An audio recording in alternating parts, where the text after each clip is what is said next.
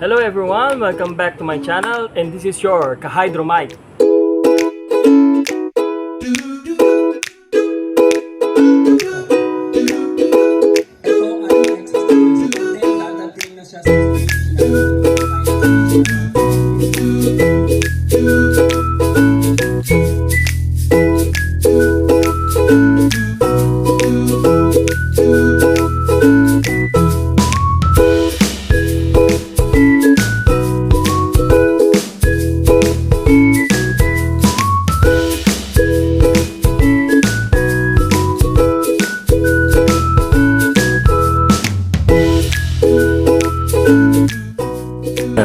So our video for today ay para po sa mga gusto po mag-hydroponics. How to start hydroponics. So marami po tayong tanong. Gusto natin mag-start pero hindi natin alam kung paano. So first, ayan po. Napakaganda po niyan. Ipapaliwanag po sa inyo mga tips and guide kapag gusto po natin mag-hydroponics. So first and foremost, kailangan po natin ng greenhouse, ng location, sunlight. Kailangan po natin alamin yung mga water source po natin. So, ikaapat, need po natin yung mga nutrients natin. So, yung nutrients, and need po natin piliin kung ano pong seeds ang kailangan natin o yung mga ipupunla natin. Kasi depende po sa area or location na natin na ating tinitirhan or saan tayo magtatanim. So, ayan, need din po natin ang ating meter, kung tawagin po natin, yung pang-read po natin ng mga nutrients natin. Kasi kailangan po natin malaman lagi, ma-observe natin lagi kung ano yung mga fertilizer po natin. So, may mga pamamaraan po dyan. And then, kailangan po natin malaman kung ano pong system ang ating i-adapt. Kasi pagka nag-hydroponics po tayo, may iba't ibang klase po ng approach. Pagka nag-hydroponics po tayo, meron po tayo tinatawag ng Kratky, NFT, yan, mga DWC, deep water culture. So, ipapaliwanag ko po sa inyo unti-unti ang mga bagay na yan. So, need po natin alamin din sa location natin yung availability ng materials natin. So, minsan kasi depende, no, kapag nasa city ka, halos lahat nandun available na materials. Pero pagka nasa mga probinsya po tayo, medyo limited ang access natin sa materials. Okay. So, ayan po. At dapat alin din po natin kung ano po talaga ang purpose natin, bakit gusto natin mag-hydroponics. So, market po ba o for personal consumption? Ayan. Ayan po. So first, kailangan po natin ng greenhouse. So anyway, ako po ay nagta-transfer pa rin hanggang ngayon ng mga aking pananim para po sa system na aking hinarvest po. Inubos ko na po, no? At yung iba ko pong hinarvest, nadala ko na po sa bahay, yung iba po nandun pa po sa likod. So dadalhin ko po sila mamaya para ready na po sila for tomorrow. So lagi po tayong advance. So ayan po. Unang-una po, gaya na sabi ko, kailangan po natin ng greenhouse. Bakit po natin sinabi na kailangan po natin yung greenhouse? Kasi po, napakahalaga po ang may greenhouse kasi pagka may greenhouse po tayo, ay nakokontrol po natin ang climate. Paano po natin nasasabi na nakokontrol natin ang climate? Kasi po, kapag umulan po or bumagyo, so meron pong shelter ang ating mga pananim. So hindi po tayo mag-worry na mapa-flooded po ang ating mga pananim. Ayan, malulunod po kasi yung mga yan pagka nasobrahan po sa tubig. So kapag sobrang init naman po, pag meron po tayong greenhouse, nalalagyan po natin ito ng pwede po natin lagyan ng net shade. So ano po ba yung net shade? Yung net shade po, ayan po yung ginagamit namin mga growers kapag sa sobrang init ay sinasarado po namin. Ano po? So pagka mga around 9 o'clock, sinasarado na po natin yung net shade natin, and then binubukas po namin yan mga around 3 o'clock PM. Kasi po, para ma-lessen po yung sobrang init, ayaw po kasi ng lettuce ang sobrang init. Hindi po nila need ang init, kailangan po nila ang sunlight.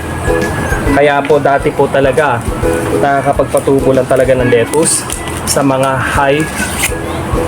highland po, kung tawagin po natin, which is yung Baguio, ganyan. Ngayon, dahil po sa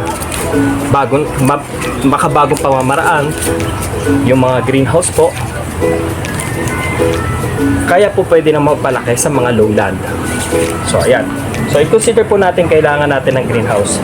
So, yung mga net shade po, kung nagtatanong po kayo, may mga percent po yan, 50%, 25%, yan, 75%, ganyan. I suggest na kunin po natin yung 50% lang para po hindi naman po masyadong mapigilan ang sunlight natin kasi napakahalaga po yung rays of sunlight sa ating mga halaman. So next ay at least need po natin alamin yung location natin, saan po tayo magtatanim. At yung sunpath po, napakahalaga po niyan. Kasi kailangan po natin alamin yung direction po ng ating sunlight or yung sunpath po natin. Kasi baka mamaya yung location po natin ay naglagay po magtatanim po pala tayo sa urban area at anin po napakaraming building or may mga blockage po ng kapitbahay po natin. So medyo hindi po maganda para po sa ating pananim kapag hindi po sila masyadong aarawan. Kailangan po kasi nila ng sunlight at least 6 hours a day. So i-consider po natin yan, dapat po yung location po ng ating sunlight. Next, kailangan po natin, alamin po natin yung anong pwede natin pagkuhanan po ng tubig. No, meron po dyan yung mga kawasa, prime water, yan yung mga tap water po natin. So isa po yan. So pag ayun pang ginamit natin, medyo additional po yan sa expenses po natin. Ano po? So meron po tayong ways na para medyo makatipid din tayo. Kapag umuulan po, magsahod po tayo ng tubig, pwede po natin gamitin ng rainwater para makatipid din po tayo. Kasi gusto po natin, kung ang purpose po natin mag-hydroponics po tayo ay para tayo ay kumita. So isang way po yan para po tayo ay makatipid ng kaunti sa mga expenses. So next, ayan po, kung meron po tayong deep well, pwede din naman po ang deep well. No? Pero depende po minsan sa deep well. Kasi ang deep well po kasi is hard water. No? Pwede po natin i-try yung ating deep well. Mag-try muna po tayo sa kaunti. Kapag nakita po natin na maganda na naman po ang result sa ating mga pananim, so ibig sabihin, pwede siya. Ano po? Kasi karamihan naman po ay deep well din ang ginagamit ng iba. Kasi yung iba po sa location, hindi ko po minsan sinasuggest din mag-deep well ka kung malapit ka mismo sa mga dagat, ano po, medyo may alat na po ang mga tubig natin doon. So make it sure na okay pong gamitin yung tubig po natin. Ano po? Ayan. And next po, kailangan po natin alamin yung ating mga nutrients. So may mga iba-ibang brand po ng nutrients na pwede po natin gamitin. Hindi na po ako magbabanggit unless sponsor po nila ako. Joke lang po. So ayan po. Hindi ko na po babanggitin yung aking ginagamit. Pero anyway, gusto ko pong ipaalam sa inyo na ang mga brand po ng nutrients yan sa ating market available, okay naman po ang mga branded na kung ano po yung mas makakaigip po sa atin. So I suggest, itry po natin lahat. Ano po, hindi po tayo bias dito. Try po natin lahat kung ano po yung natitipuhan ninyo at tingin nyo mas magandang tubo ng inyong halaman. Why not po, ano? So ayan po. I-try po natin yung mga nutrients na yan. Pero aralin muna po natin maigi. Kumuha tayo ng mga feedback, yung mga experiences sa mga nagtanim, kung maganda ba ang result. Ano po? Okay. So, pagdating po sa nutrients, kailangan po meron din po tayo dyan nilalagay, no?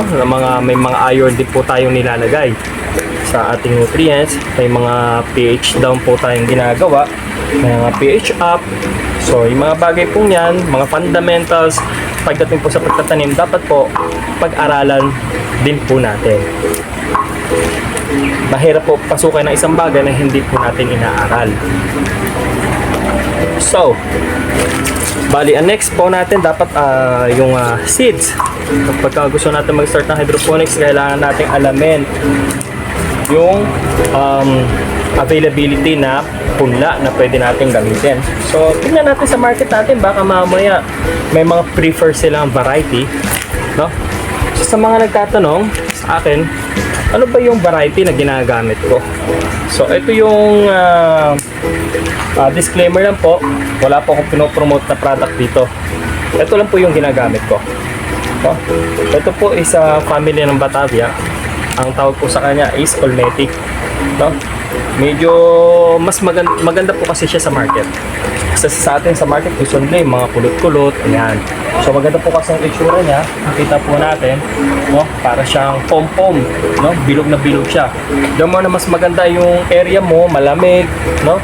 Tapos may kumpleto sa sunlight, bibilog po talaga siya. So anyway, so much for that. Kailangan po natin ng meter. Bakit ko po sinabi na kailangan natin ng meter? Hindi ko po sinasuggest na tayo po ay mag after we set and then we forget. Mali po yun. Kapag po tayo ay nag-set, hindi po dapat forget. Dapat po continuous observation. Set and observe. So ayan po yung aking paniniwala diyan. Kasi po, pagka sa ating mga fertilizer, millimeter po natin yan para malaman po natin kung ano yung nangyayari sa ating mga pananim. So, diyan po kasi makikita kung kapag control natin ang ating mga pananim, ay maganda rin po ang tubo nila.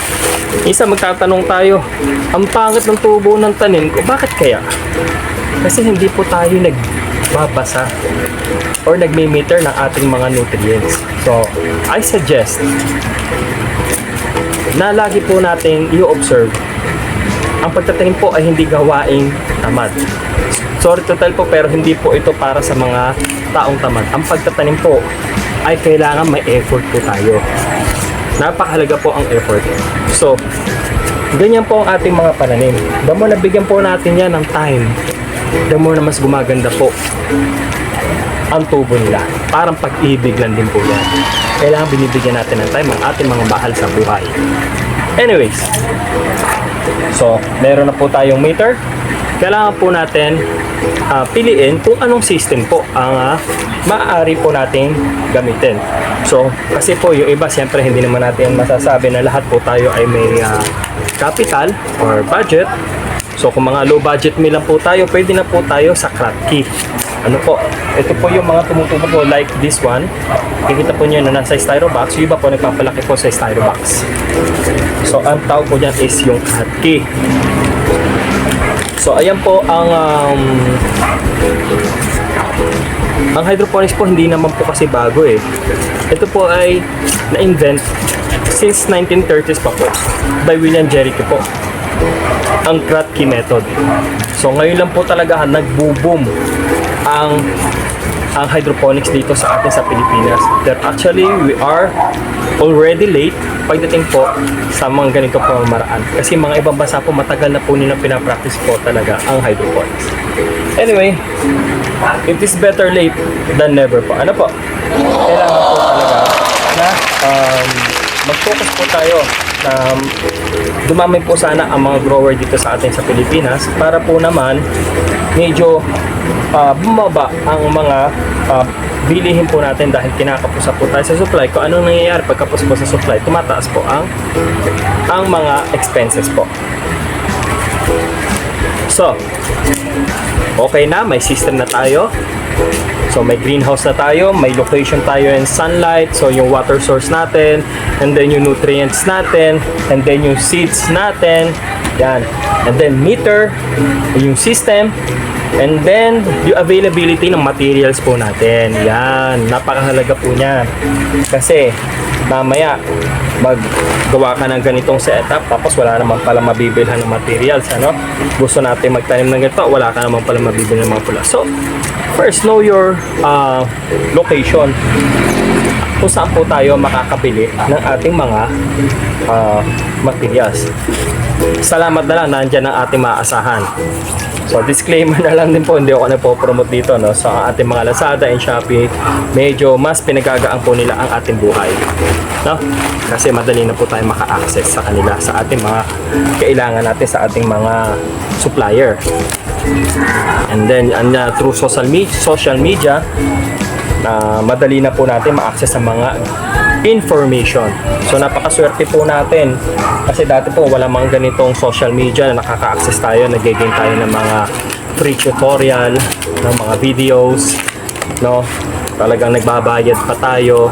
Pero dahil ngayon, sa mga ganito pamamaraan, ayun, meron na tayong access sa information. So natagal na natin. So, availability ng materials, napakahalaga din po yung market natin. So, ano ba ang purpose natin? Bakit gusto natin mag-hydroponics? Ano po? For personal consumption po ba? Or for marketing? Gusto po natin mag-benefits po tayo, kumita tayo sa pamamagitan po ng hydroponics. Tingnan po natin yung location natin. I-survey po natin ang market natin. Kung ano ang mga prefer nila. No? Mamaya, magtanim po tayo ng tinatawag natin ng isa po sa pangalan ng lettuce is yung romaine. Baka hindi po kilala ng area po niya. Ay, sabihin, ay ano po yan? Pechay?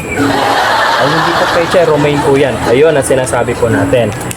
So, kailangan tingnan natin yung market natin. Baka mamaya nagtatanim tayo ng isang bagay tapos hindi naman ma-appreciate ng market natin. So, magpe-fail agad yung ating market. So, maging wise po tayo pagdating sa pagpili ng ating location, yung market po natin. Alamin po natin maigi po yan. So, for now, ayan po ang ating tips sa mga gusto pong mag-hydroponics. Sa mga advance po, itatakal po natin dyan yung mga next chapter or episode po natin. Ang mga gusto po ninyong i-discuss natin. List your comment below. At pipilitin po natin sagutin ang inyong mga katanungan. Ano po? Kung gusto po ninyo ng tulong, i-message lang po ninyo ako. Approach po ninyo ako sa comment section or i-follow po ninyo ang akin. Iiwanan ko po yung link sa aking Facebook and follow my account. Marami pong salamat. So para po naman, baka naman, pwede pong pa-subscribe, share, and like. And click the button bell for updated upcoming videos. So marami pong salamat sa inyong lahat. This is your Ka-Hydro Mike and God bless. Bye-bye!